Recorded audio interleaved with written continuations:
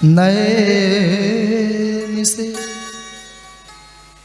निमिषेत्र ऋषया सौनकाद सत्तम सर्गाय सहस्त्रम सममासत।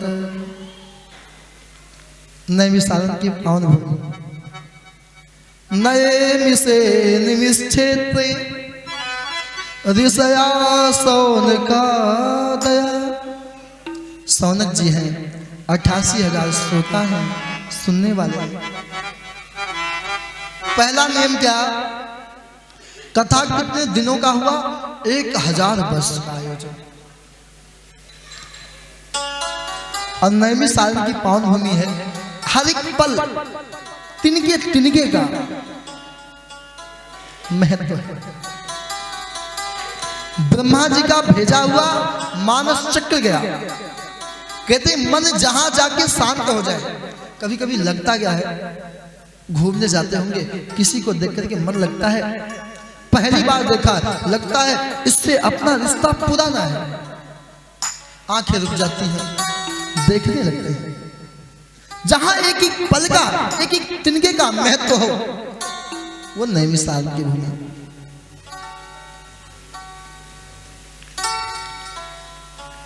सौनक जी ने 6 प्रश्न पूछे हैं। पहला, जीव का कल्याण कैसे हो?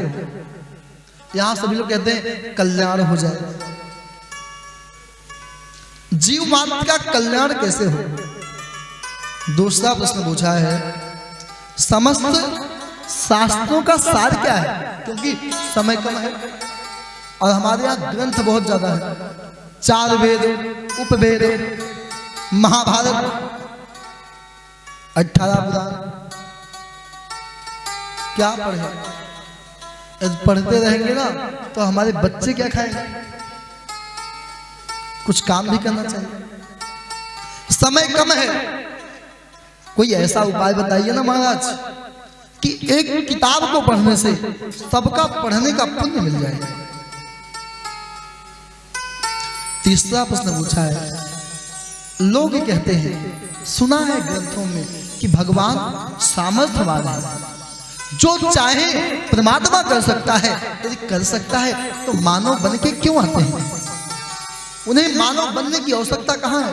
इन गोस्वामी जी ने कहा है, छित जल पावक गगन समीरा पंच रचित अति अधम शरीरा। यदि हम अधम हैं तो भगवान अधम क्यों बनते हैं? उसके बाद पूछा है, भगवान के कितने अवतार हुए, कहां कहां हुए?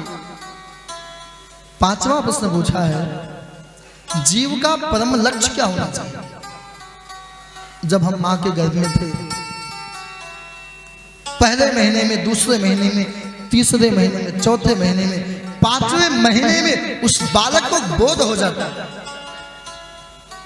जब 7वें महीने में, 8वें महीने में जब पहुंचता है तो उसे सब ज्ञान हो जाता है।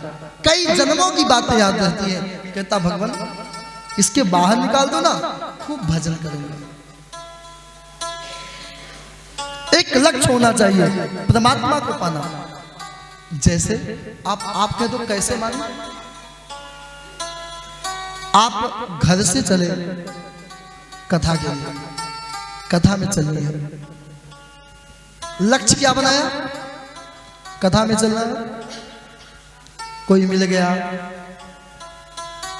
रास्ते में राधे राधे भी कर लिया। अब ऐसा ना हो कि आप राधे राधे के चक्कर में 3 घंटे निकाल दो, कथा विराम हो गया। राधे राधे बोल के आगे बढ़ जाओ, आगे चलते हो। अब ऐसा भी नहीं कि कोई रास्ते में मिल गया हो, अरे हम तो कथा में जा रहे हैं, उनको बात करें। जीवन में व्यवहार करते हुए परमात्मा को पाना है, सभी के साथ रहते हुए, लेकिन अपने लक्ष्य को नहीं भूलना चाहिए कि हम अपने भगवान को मुझे पाना है। 6वां प्रश्न पूछा है कि जब भगवान धर्म के लिए आते हैं, गीता में कहा है, यदा यदा ही धर्मस्य ग्लानिर्भवति भारत। जब भगवान धर्म के लिए आते हैं और जब चले जाते हैं तो धर्म किसके पास जाता है? चौकीदार यदि चला जाए और सामान चोरी हो गया तो धर्म की रक्षा कौन करता है?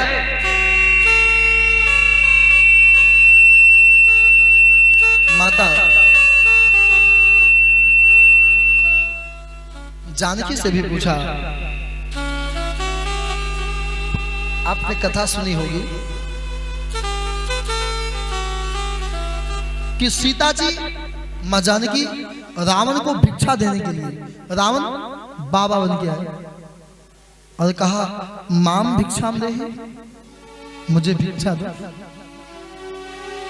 जानकी जी आई, भिक्षा के लिए पात्र लाई। रावण क्या कहता है? मुझे बधी हुई भिक्षा नहीं चाहिए, इस रेखा से बाहर आओ, नहीं तो मैं भिक्षा लेने वाला नहीं।